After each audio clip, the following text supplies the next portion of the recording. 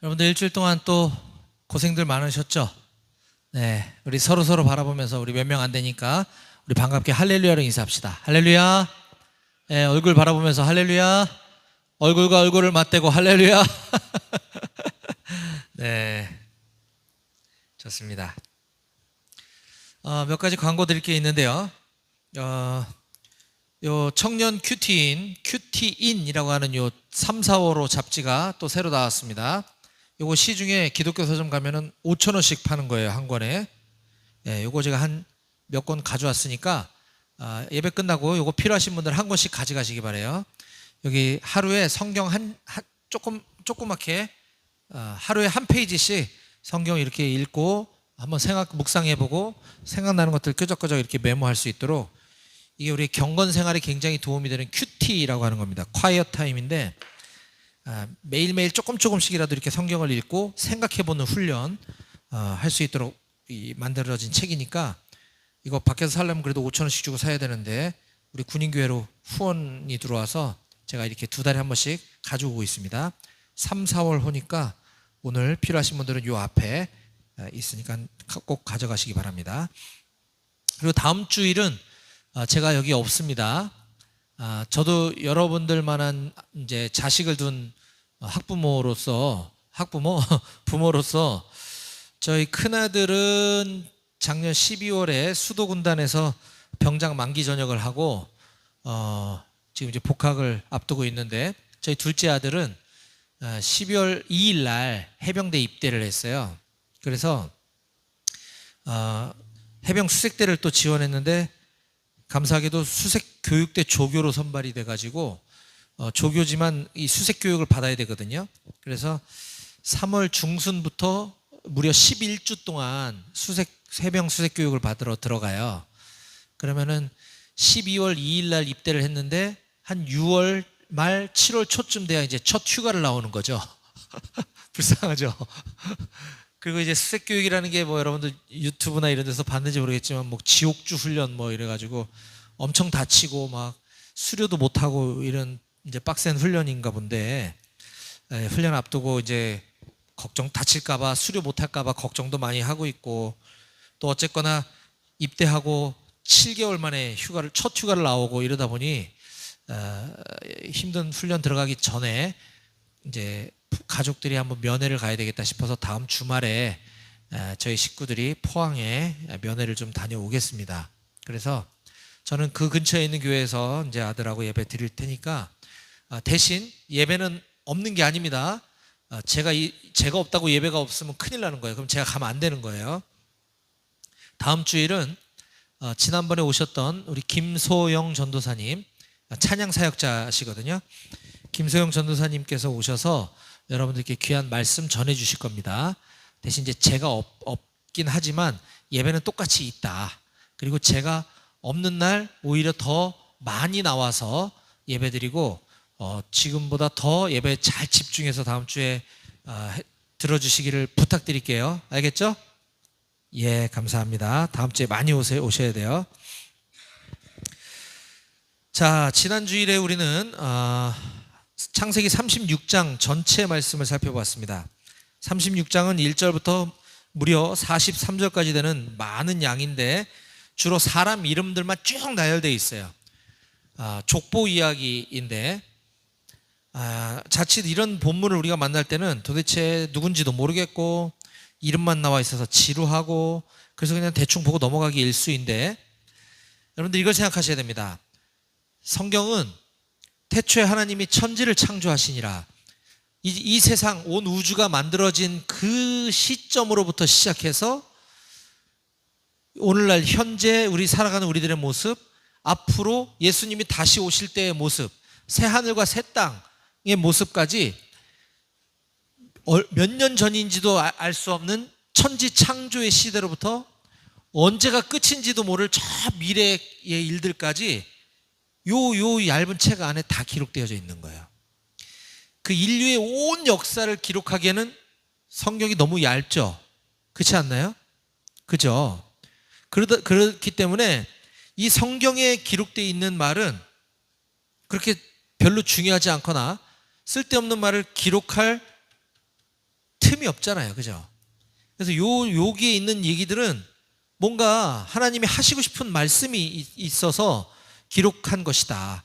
그래서 성경에 있는 내용은 뭐 하나 대충 흘겨 들을 것이 없다 하는 것을 꼭 여러분들이 명심하셨으면 좋겠어요.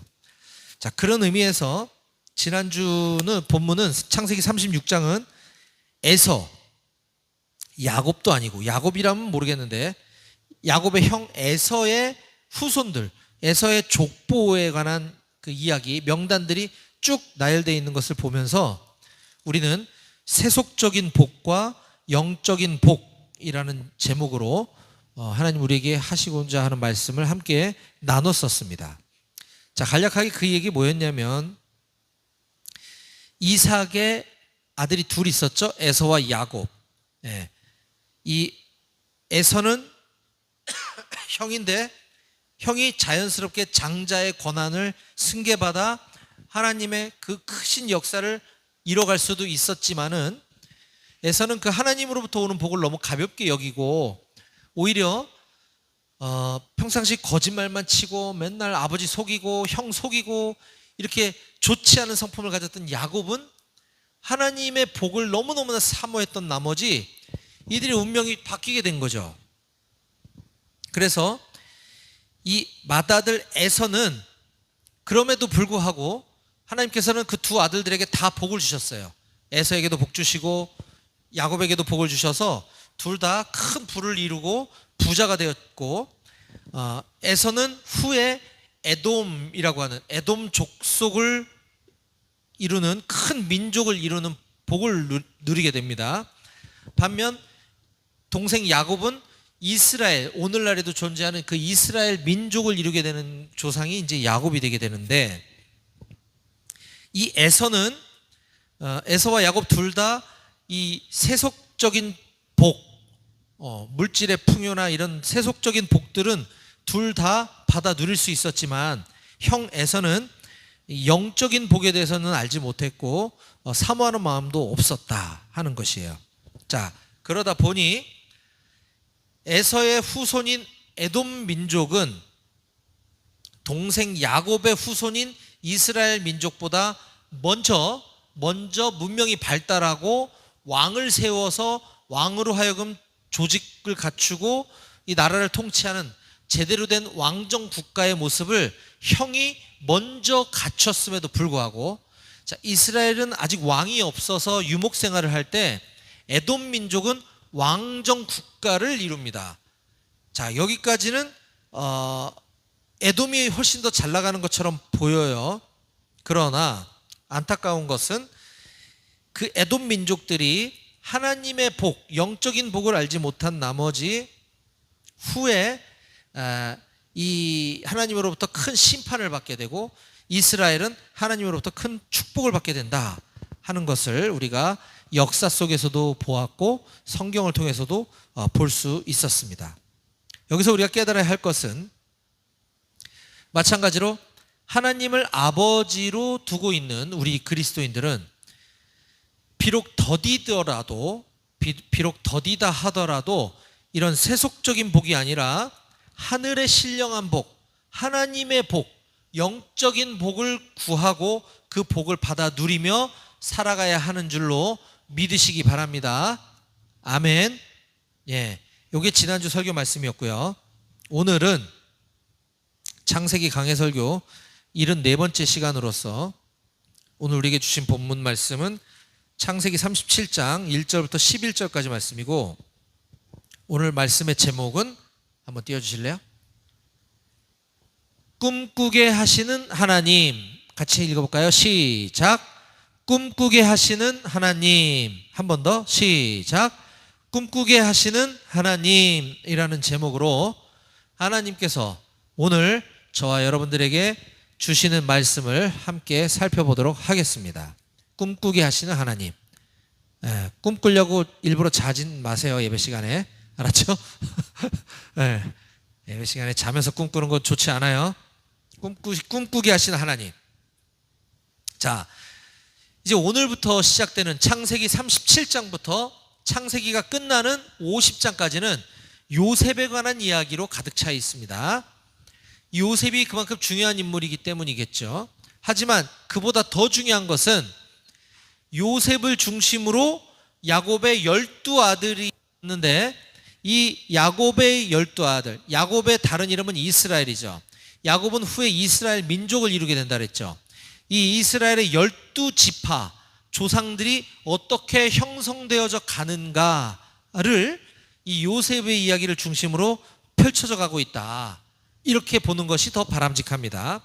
또한 요셉은 야곱의 자손 이스라엘 민족이 하나님의 그 큰 구원 사역 속에서 애굽으로 들어가서 거기서 힘들게 살다가 하나님은 모세라는 지도자를 세워서 이스라엘 민족을 애굽, 이집트에서 구출해 내십니다. 이 큰 역사를 통해서, 이걸 통해서 또 하나님은 말씀하고 싶으신 게 있는데, 그건 이제 나중에 설명하도록 하고, 그러려면 이 애굽에 어떻게 들어가야 되는가, 이스라엘 민족이 애굽에 어떻게 들어갔는가, 이것의 중요한 연결고리가 되는 역할을 하는 게 바로 요셉이다 하는 것이 중요한 창세기 이제 남은 후반부의 핵심 포인트다라고 할 수가 있겠습니다.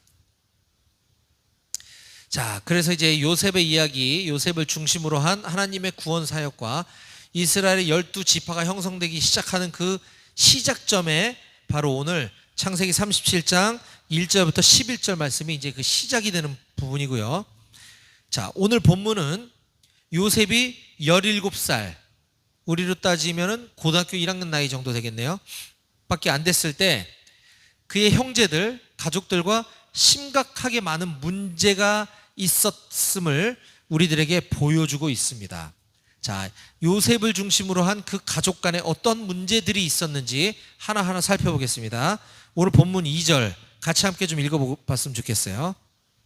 자, 성경 37장 2절을 찾으시고 아니면 앞에 있는 화면을 보시면서 한번 읽어보겠습니다. 2절입니다. 시작. 야곱의 족보는 이러하니라. 요셉이 17세의 소년으로서 그의 형들과 함께 양을 칠 때에 그의 아버지의 아내들 빌하와 실바의 아들들과 더불어 함께 있었더니 그가 그들의 잘못을 아버지에게 말하더라. 2절에 보니까 지금 야곱의 족보는 이러하니라 라고 시작을 하고 있습니다. 그렇죠? 근데 보통 성경에는 많은 족보 이야기가 나오는데, 특히 창세기는 족보를 대단히 중요하게 여기는 책이에요. 족보 얘기가 많이 나와요. 그런데 보통 야곱의 족보는 이러하니라 라고 시작을 하면 그 뒤에 따라 나오는 것은 야곱은 누구를 낳고, 누구는 누구를 낳고, 누구는 누구를 낳고 이렇게 나열돼야 정상이죠. 그렇죠? 근데 지금 보니까 야곱의 족보는 이러하니라 라고 해놓고 그 다음 이야기가 하나도 나오고 있지 않아요.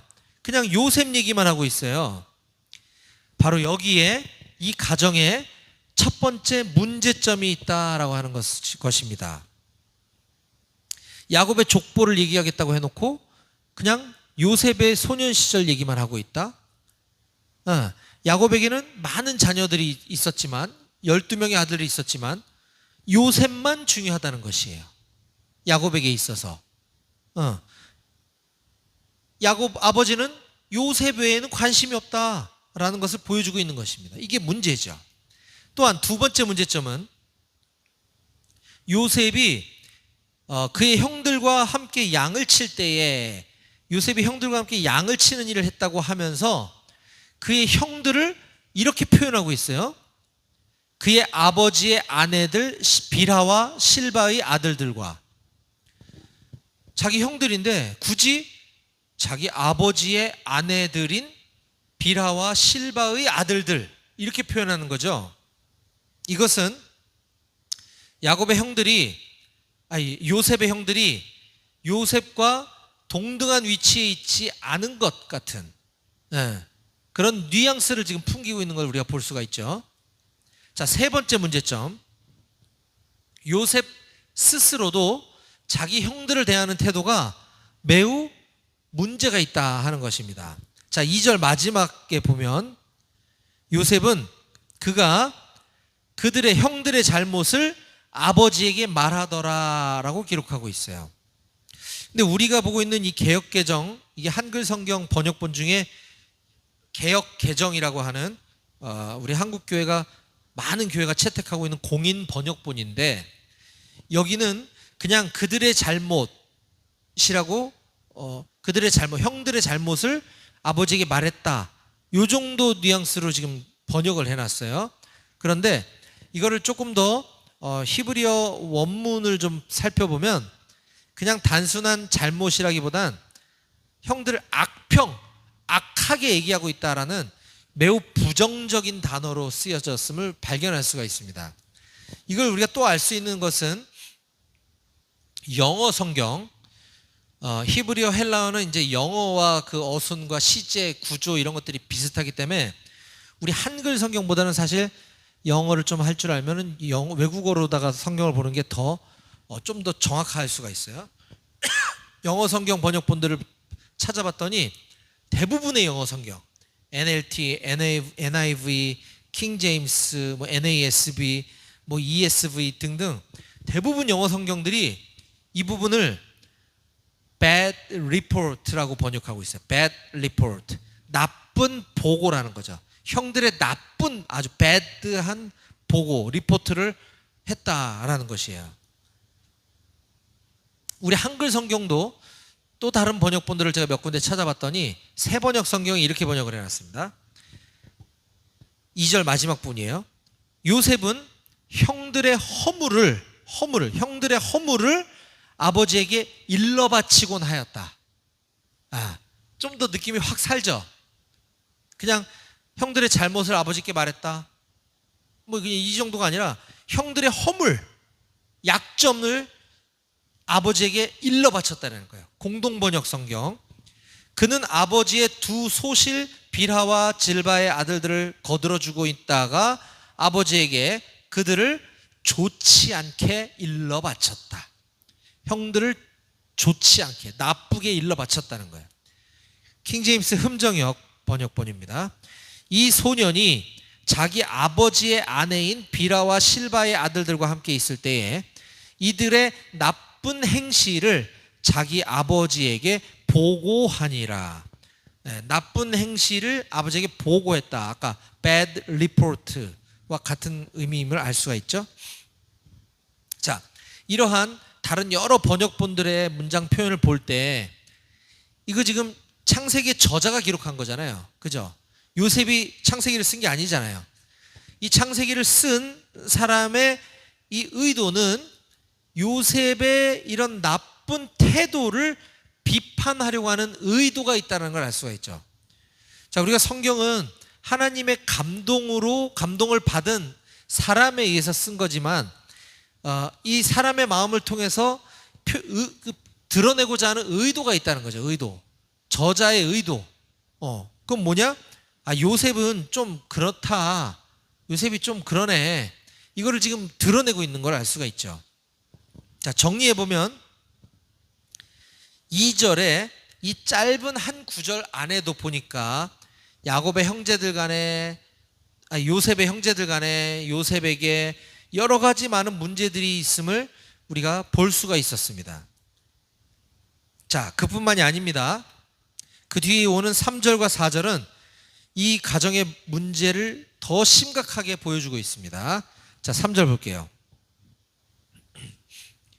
요셉은 노년에 얻은 아들이므로 이스라엘이, 야곱의 다른 이름이죠, 이스라엘이 여러 아들들보다 요셉을 더 사랑함으로 그를 위하여 채색 옷을 지었더니 그의 형들이 아버지가 형들보다 그를 더 사랑함을 보고 그를 미워하여 그에게 편안하게 말할 수 없었더라. 이 가정의 네 번째 문제점은요, 아버지인 야곱이 요셉 아들에게만 채색 옷을 지어 입혔다라는 것입니다. 채색 옷은 뭐냐? 그저 뭐 설날에 떼떼옷, 뭐 색동 저고리 이 정도가 아니라, 우리가 지금 집이 그렇게 형편이 녹록치 않으니까 이번 설날에는 요셉한테만 색동 저고리 사주고 내년에는 내가 베냐민 너 사줄게, 뭐 이 정도가 아니라는 거예요. 이 채색 옷이라고 번역되어 있는 이 단어는 화려한 장신구가 달린 옷, 그리고 소매가 긴 귀한 옷을 의미하는 것입니다. 즉 이때 당시 최상류층 왕족, 로열 패밀리들이 입는 아주 특별한 옷을 말하는 거예요. 그러니까 그런 옷을 요셉에게만 입혔다 하는 것이죠. 그 이유에 대해서 성경은 이렇게 설명하고 있죠. 이스라엘이, 야곱이 여러 아들들보다 그를 더 사랑함으로. 저도 지금 3남매를 키우고 있는데 큰아들 수도군단에서 제대했고, 둘째 아들 해병대가 있고, 막내가 지금 딸이 있는데, 셋이 다 이쁘고 장단점은 있지만 다 내 새끼들이고 귀한 내 아들 딸들인데 누구 하나만 사랑할 수 있나요? 그건 안 되는 거죠. 그랬다간 형제들끼리 우애도 깨지고 집안 꼴이 엉망진창이 되겠죠.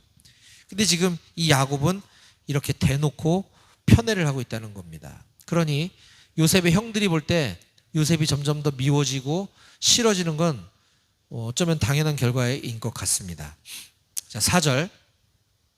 그의 형들이 아버지가 형들보다 그를 더 사랑함을 보고 그를 미워하여 그에게 편안하게 말할 수 없었더라. 말도 붙이기 싫었다는 거죠. 요셉에게. 자, 그렇다면 요셉이라도 좀 이제 정신 차리고, 아버지가 대놓고 나를 이렇게 이뻐하는 건 감사한데 형들이 보면 나를 싫어할 게 뻔하잖아요. 그러면 요셉이라도 좀 행동을 좀 바르게 하고 겸손하게, 그리고 형들한테 더 착하게 해도 그나마 형들이 봐줄까 말까인데, 요셉이 더 가관입니다. 요셉이 이제 큰 일을 저지릅니다. 계속 봅니다. 5절. 요셉이 꿈을 꾸고 자기 형들에게 말하며 그들이 그를 더욱 미워하였더라. 그 앞에 4절에 보니까 아버지가 그를 더 사랑함을 보고 그를 미워하였다 이렇게 했어요. 그를 미워했다. 근데 5절에 보니까 그를 더욱 미워하였더라. 점점 더 미워지기 시작했다는 거죠. 왜 그럴까요? 바로 요셉이 심상치 않은 꿈을 꿨는데 그 꿈 내용들을 형에게 지금 말했기 때문이라는 거예요. 꿈이 뭔가 한번 들어보겠습니다. 6절. 요셉이 꾼 꿈입니다. 요셉이 그들에게 이르되 청하건대 내가 꾼 꿈을 들으시오. 형들, 내가 지금 꿈을 꿨는데 한번 들어봐요. 빨리 들어봐 이러는 거야. 7절. 우리가 밭에서 곡식 단을 묶더니 내 단은 일어서고 당신들 형들의 단은 내 단을 둘러서서 절하더이다. 이런 얘기 하니까 형들이 지금 열받겠어요? 안 받겠어요? 열받죠? 짜증나죠? 그래서 뭐 어쩌라고 이런 거잖아요 지금. 네. 이것 때문에 형들이 지금 점점 더 미워졌다는 거예요, 동생이. 자, 8절. 그의 형들이 그에게 이르되 네가 참으로 우리의 왕이 되겠느냐? 참으로 우리를 다스리게 되겠느냐? 하고 그의 꿈과 그의 말로 말미암아 그를 더욱 미워하였다 라고 기록하고 있습니다.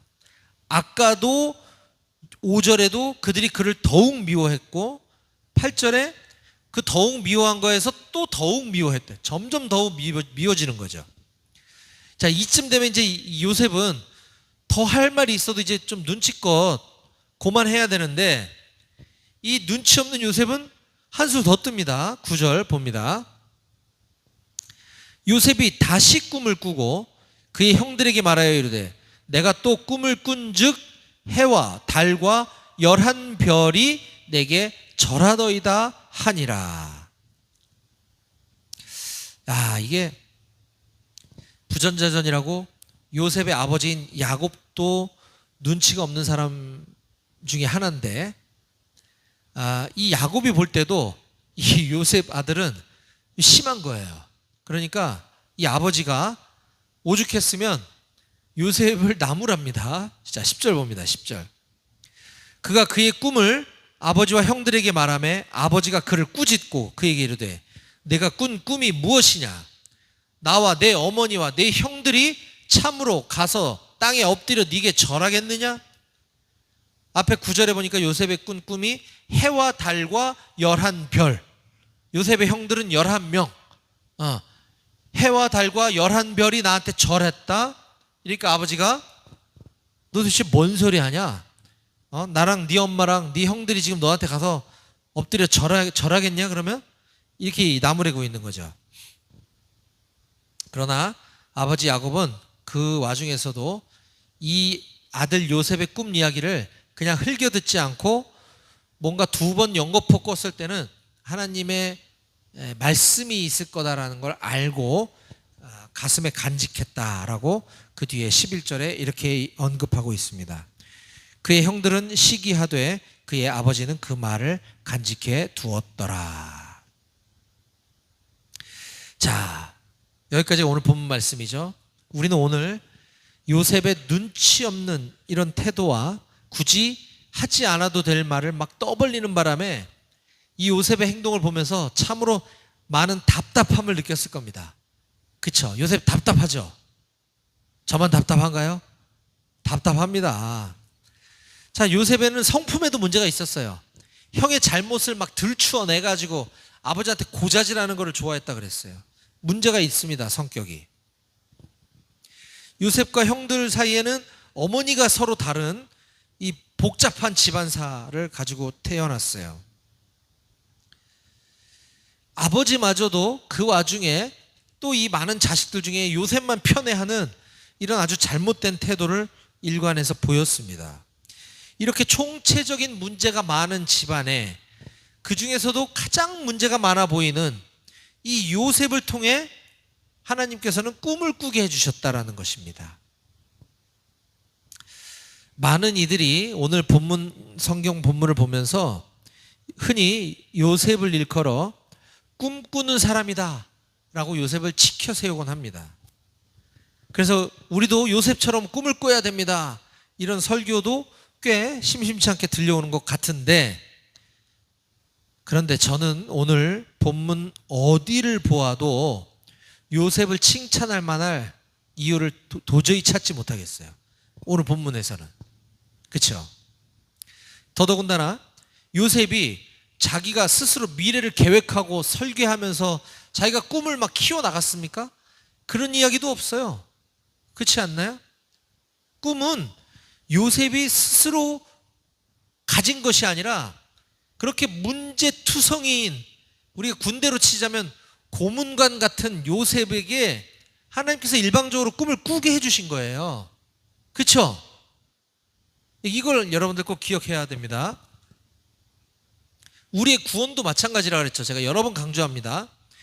우리의 구원은 내가 뭔가를 열심히 노력해서 내가 어떤 뭔가를 갖추고 내가 목사가 됐다 그래서 구원받고 이런 게 아니에요. 그냥 구원은 우리의 어떠함과 상관없이 하나님이 일방적으로 여러분들에게 찾아와서 주시는 은혜의 선물인 줄 믿으시기 바랍니다. 요셉도 마찬가지예요. 이렇게 답답한 청소년 중에 한 명이었지만 하나님이 일방적으로 요셉을 선택해서 이제부터 하나님의 놀라운 방법을 통해 요셉을 훈련시키고 단련시켜 가십니다. 그렇게 하시는 이유는 하나님이 선택한 야곱과 그의 가족, 그의 후손을 구원해 내시기 위해서 요셉을 사용하시겠다라고 결정하셨기 때문이에요. 요셉이 잘나서가 아닙니다. 요셉이 꿈을 꾸고 스스로 꿈을 막 키워나갔기 때문이 아니라는 거예요. 하나님이 일방적으로 꿈을 꾸게 해주셨다라는 사실입니다. 자, 오늘 말씀을 정리할게요. 우리는 오늘 꿈꾸게 하시는 하나님이라는 제목으로 오늘 말씀을 나눴습니다. 꿈꾸게 하시는 하나님. 세상 사람들은 여러분들을 향해, 젊은이들을 향해 꿈을 크게 가져야 합니다, 비전을 가져야 합니다, 꿈꾸는 사람이 되십시오 라고 가르칩니다. 각종 동기부여에 관한 강연이나 책자들, 자기개발 서적들 모두 다 이런 얘기들 하고 있습니다. 심지어 교회 예배당 강단에서도 그런 설교가 쉽게 선포되어지고 있어요. 하지만 분명한 것은 꿈이라는 것은 내가 원한다고 해서 꾸어지는 게 아니라는 사실입니다. 여러분들 뭐 돼지꿈 꾸면은 뭐 복이 온다고, 물론 미신입니다. 이건 성경적이지 않아요. 돼지꿈 꾸면 뭐 복권 사서 당첨된다 뭐 어쩌고 저쩌고. 그렇다고 여러분들이 돼지꿈 꾸고 싶다면 그게 꿔집니까? 돼지꿈이? 그런 게 아니잖아요. 그렇죠? 물론 미신이에요. 꿈은 내가 원하는 꿈을 내가 스스로 꿀 수가 없는 거예요. 꿈은 수동적으로, 수동태로 나에게 임하는 것입니다. 내가 꿔지는 거예요. 누가 꿈을 꾸게 해주십니까? 하나님이 주시는 거라는 거죠. 성경적인 꿈과 비전의 의미는 이렇습니다. 꿈과 비전은 같은 의미로 쓰여요. 자, 성경이 말하는 꿈과 비전. 여러분들 성경 한번 찾아봅시다. 이거 제가 되게 중요하게 여기는 구절인데요. 잠언 29장 18절 한번 찾아볼게요. 자, 저 중간에 시편 뒤에 나오는 게 잠언이죠. 성경책 중간쯤에 펼쳐보면 있어요. 잠언 29장 18절입니다. 여러분들 이 말씀은 꼭 좀 기억했으면 좋겠어요. 잠언 29장 18절. 날이 이제 푹 하니까 굉장히 건조하다, 그지? 히터를 막 틀으니까 지금 내가 숨을 못 쉴 정도로 되게 건조하고 있어요 지금. 자, 이제 거의 다 끝나갑니다 여러분들. 잠언 29장 18절 말씀 꼭 기억하시기 바랍니다. 같이 읽어볼까요? 시작. 묵시가 없으면 백성이 방자히 행하거니와 율법을 지키는 자는 복이 있느니라. 네, 좀 어렵죠? 자, 제가 예전에도 몇 번 이걸 말씀 나눈 적이 있는데 못 들은 사람들이 있으니까 한 번 더 얘기합니다. 묵시, 여기서 우리 한글 성경에 묵시라고 번역한 이 단어가 히브리어로 하존이라는 단어인데, 이것을 다른 번역본들에서는 꿈, 묵시, 계시, 환상, 비전이라는 다양한 단어로 번역을 했습니다. 같은 말이라는 뜻이죠. 꿈, 비전 이런 것이 없으면 백성이 방자히 행한대요. 방자히 행하는 게 또 뭐야? 영어 성경에 보면 perish라는 단어를 쓰고 있습니다. perish. 끔찍하게 죽는 걸 말해요. perish. 즉 묵시, 꿈, 비전 이런 것이 없으면 끔찍한 죽음이 기다리고 있다. 영벌, 심판을 말하는 거예요. 자, 그런데 이게 지금 29장 18절이 앞에하고 뒤에가 대조를 이루고 있죠. 반대로 율법을 지키는 자는 복이 있느니라 라고 말씀하고 있습니다. 즉 이 묵시, 히브리어 하존이라고 하는 단어를 우리말, 영어, 중국어 등으로 번역할 때 이걸 꿈, 비전, 계시, 환상이라고 번역했다 그랬어요. 근데 이 하존이라고 하는 이 히브리어 단어의 깊은 뜻을 들여다보면 이것은 무엇을 보다, 바라보다 라는 의미를 가지고 있어요. 즉 꿈과 비전은 바라보는 것이라는 겁니다. 자, 무엇을 바라보지 않으면 백성들이 끔찍한 죽음, 영벌, 심판을 받는 걸까요? 바로 예수 그리스도죠. 맞죠? 하나님의 말씀. 왜냐하면 그 뒤에 답을 알려주잖아요. 율법, 하나님의 말씀을 지키는 자는 복이 있다. 그러니까 그 앞에 하나님의 말씀, 하나님, 예수 그리스도를 바라보지 않으면 심판을 받게 된다. 바로 이것이 복음을 얘기하고 있는 것입니다. 꿈이라는 건, 비전이라는 건 하나님을 바라보는 거예요. 예수 그리스도를 바라보는 것입니다. 저는 우리 임마누엘 교회 모든 청년들이 이와 같이 우리가 스스로 꿈을 꿀 수 있다는, 우리가 스스로 비전을 가질 수 있다는 잘못된 가르침, 착각에서 벗어나 하나님을 바라보는 것, 하나님으로부터 오는 바로 그런 꿈을 꾸며 살아가시기를 주님의 이름으로 간절히 축원드립니다. 아멘. 기도하시겠습니다.